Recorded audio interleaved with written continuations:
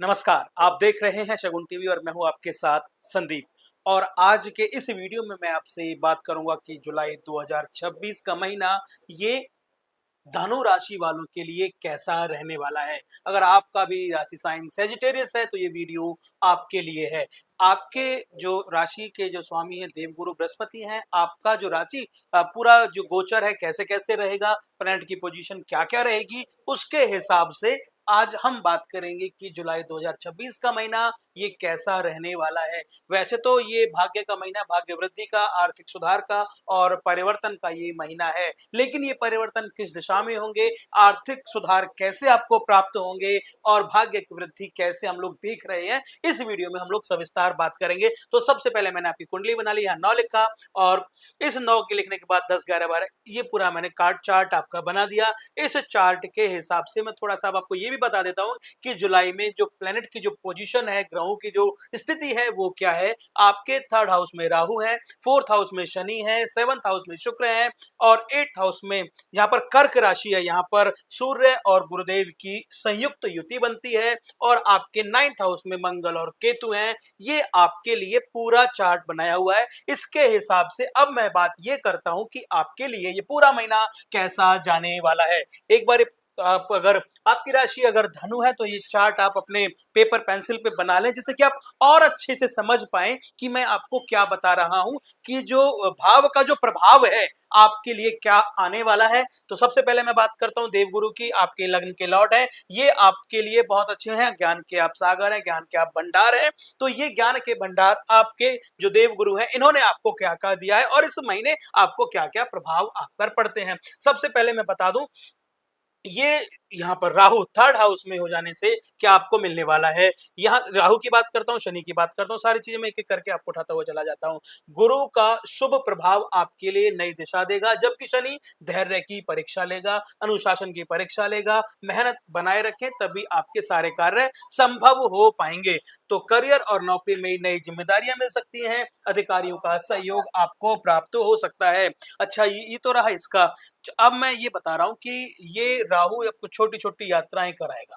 ये जो राहु है वो आपको छोटी-छोटी यात्राएं कराएगा, पर छोटे भाइयों का आपको सहयोग प्राप्त होगा, लेकिन यहाँ से यात्राएं हैं, भ्राता भाव है ये आपका और ये यहाँ से आपको प्राप्त कराएगा। शनि यहाँ पर माता के भाव में है और इसके अलावा भूमि, भवन और वाहन के भाव में हैं। ये आपको यहाँ पर थोड़ी-सी चीज़ें हो सकती हैं। केंद्र में इसको स्थान मिला हुआ है, केंद्र में यहाँ पर चौथा स्थान मिला हुआ है, चौथा स्थान शनिदेव को प्राप्त हो जाने से ये माता के भाव को देखेगा। वैसे तो शनि और शनि की माता में बहुत अच्छे संबंध थे, लेकिन शनि को न्याय की बात करते हैं। देवगुरु आपके राशि के स्वामी हैं, ये शनि के यहाँ पर आ जाने से आपकी जो अनबन अगर परिवार में है, माता के साथ अनबन है तो वो ठीक हो जाएगी। ये कह सकता हूं मैं कि अगर आपकी अनबन चल रही है रिश्तों में तो वो यहाँ से ठीक हो जाएगी। यहाँ से माता पिता का आशीर्वाद मिलेगा, भाई बहनों का संबंध मजबूत होगा, ये आपको यहाँ से प्राप्त होने वाला है। अब मैं बात कर रहा हूँ 7th हाउस में, अगर मैं देखता हूँ तो यहाँ पर शुक्र देव हैं और ये जो 7वां घर है ये जया भाव है। यहाँ से हम पार्टनरशिप को देखते हैं और सबसे अच्छी जो पार्टनरशिप होती है वो पति पत्नी की होती है। आपको यहाँ शुक्र देव अगर देख रहे हैं सीधे-सीधे आपके घर में है तो आपको शुक्र देव की कृपा प्राप्त होगी और आपके जो दोनों का दाम्पत्य जीवन है वो सुख से परिपूर्ण रहेगा। पूरे महीने आपके लिए ये बहुत अच्छा रहने वाला है। अब मैं बात कर रहा हूँ यहाँ 8th हाउस में, यानी कर्क राशि में सूर्य और गुरु दोनों की संयुक्त युति बनती है, तो ये आपके लिए बहुत अच्छा है, क्योंकि जहां भी गुरुदेव यहाँ कर्क राशि में आने के बाद उच्च के हो गए हैं और उच्च के कर्क राशि में आने के बाद ये आपको बहुत अच्छा करने वाले हैं। कोई भी आपकी परेशानी है उसको वो दूर करने वाले हैं, क्योंकि ये जो भाव है ये भाव आयु तक का भाव है। 8वें भाव को बोलते हैं कि आयु तक का भाव है। ये बहुत अच्छा भाव है।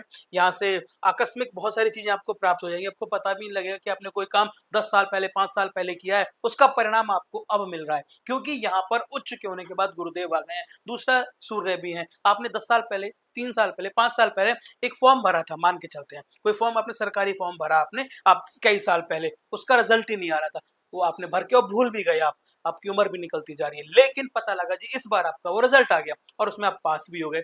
ये जो आकस्मिक चीजें होती है ना, जिसमें भाग्य का साथ मिलता है, गुरु का साथ मिलता है, क्योंकि जो फॉर्म भरा था उसने पढ़ाई किया, आपने ज्ञान की बात की उसमें आपने, और अब उसका वो परिणाम मिला। तो मैं ये कह सकता हूँ कि भैया आपने 3 साल पहले कोई पेपर दिया, उसका रिजल्ट ही नहीं आया था, लेकिन अब रिजल्ट आया, वो आपके फेवर में चला गया, अगर आपकी धनु राशि है तो कर्क राशि में आने के बाद सूर्य और गुरु की संयुक्त युति बनती है, वो आपको आकस्मिक चीजें प्रदान कर देती हैं, जो आप भूल चुके होते हैं, जिनके बारे में आपको अब याद नहीं है कि मैंने किया था, हो गया, कर दिया, भूल गए, मिट्टी डाल दी, लेकिन नहीं, वो आपके जो पुराने कर्म हैं वो आपको फलित होंगे अब, क्योंकि ये जो युति बनती है अच्छा काम कराती है।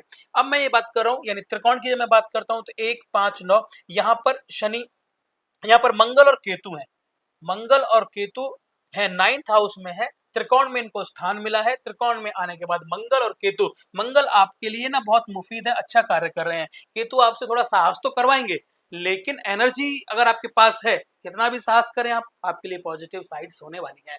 तो ये त्रिकोण में जगह मिलने के बाद आपको ये भी बहुत अच्छा होने वाला है। तो अब ये तो रही ओवरऑल। अब मैं बात कर लेता हूँ धन की स्थिति, रुका हुआ धन वापस मिल सकता है, जैसे मैं आपको यहाँ बता रहा था, निवेश से लाभ बनेंगे, भूमि और भवन और वाहन की अगर आपको योजना बना रहे हैं तो थोड़ा सा यहाँ पर समझदारी के साथ बनाएं, क्योंकि शनि यहाँ पर हैं, शनि के यहाँ होने से भूमि भवन और वाहन की अगर आपको योजना बना रहे हैं तो थोड़ा सा समझदारी के साथ बनाएं, जरूरी हो तभी बनाएं, अदरवाइज ना बनाएं।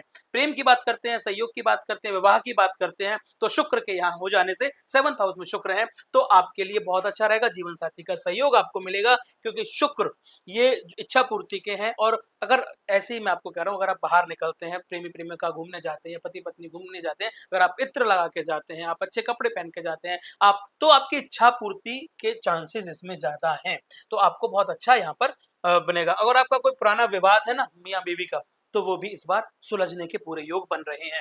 अच्छा, शिक्षा की मैं बात कर लेता हूँ। शिक्षा में छात्रों में पढ़ाई में मन लगेगा, क्योंकि देव गुरु आपके लग्न लॉर्ड हैं, ज्ञान के भंडार आप हैं, उच्च शिक्षा प्राप्ति के लिए आप विदेश भी जा सकते हैं, ये भी एक योग बन रहा है। और 3-4 चीजें मैंने बता दी, अब थोड़ा स्वास्थ्य की भी मैं बात कर लेता हूँ। स्वास्थ्य में आपको ना पाचन से संबंधित परेशानियां हो सकती हैं, क्योंकि यहाँ एक लिखा हुआ है, एक का मतलब मंगल देव यहाँ पर भी है मंगल देव त्रिकोण में भी आ गए हैं, ये राशि के स्वामी हैं, बेसिकली अभी घूमते हुए तो 5वें में आ रहे हैं, त्रिकोण में स्थान मिला हुआ है, लेकिन राशि के स्वामी हैं, तो राशि के स्वामी का भी फर्क पड़ता है। तो आपको यहाँ पर थोड़ी सी पेट से उदर संबंधी समस्याएं हो सकती है, थोड़ा ध्यान दें, मानसिक तनाव ना लें, मानसिक तनाव हमेशा हमेशा के लिए त्याग दें, मानसिक तनाव बुरा होता है। आप योग करें, ध्यान करें, अनिद्रा अगर आपको आ रही है तो कोशिश करें जो आपके शारीरिक परिश्रम वाली चीजें थोड़ी सी बढ़ा दें, पार्क में घूमने चले जाया करें, इससे आपको फायदा होगा। आपको ये थोड़ी चीजें नियमित रूप से अगर आप व्यायाम करते हैं तो आपको बहुत फायदा होने वाला है। तो कुल मिला के शुभ अंक कौन कौन से हैं आपके, ये 3, 5 और 9, ये आपके लिए शुभ अंक हैं।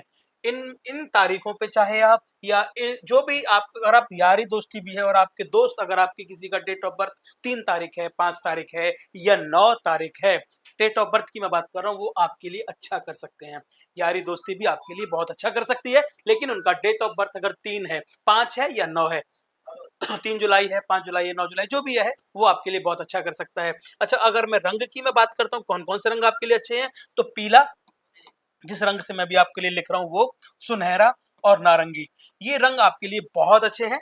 शुभ दिन आपके लिए गुरुवार और रविवार के रहने वाले हैं, गुरु आपके लग्न लॉर्ड है, इसलिए मैं गुरु की बात कर रहा हूँ, गुरु के होने से आपको बहुत कुछ अच्छा प्राप्त होने वाला है।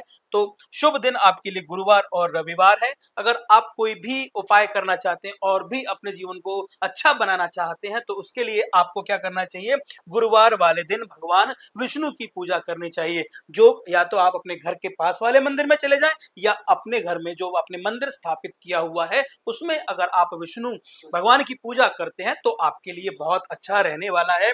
गाय को अगर आप चारा खिलाते हैं, दान करते हैं गाय के लिए, गाय को गुड़ खिलाते हैं, चना खिलाते हैं, तो ये आपके लिए बहुत अच्छा रहने वाला है। ओवरऑल इस महीने की मैं बात करता हूं, क्योंकि गुरु उच्च के हैं, उच्च के होने के बाद ये आपको बहुत अच्छा करने वाले हैं, सूर्य और गुरु की युति बन जाती है, तो ये आपके लिए बहुत अच्छा करने वाले हैं। तो इसमें आपके लिए भाग्य की उन्नति है, वृद्धि है, आर्थिक सुधार है।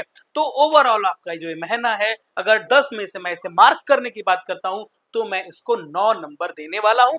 बाकी आपको लगता है कुछ चीजें रह गई हैं, या कुछ चीजें और आप जानना चाहते हैं तो आप आइए कमेंट बॉक्स में आइए, आप आपका नाम, आप date of birth, birth details जो भी होती हैं वो आप उन्हें शेयर कीजिए और मुझसे पूछ लीजिए कि जो भी आप पूछना चाहते हैं सविस्तार आपको आने वाले वीडियोस में उसके बारे में चर्चा करेंगे।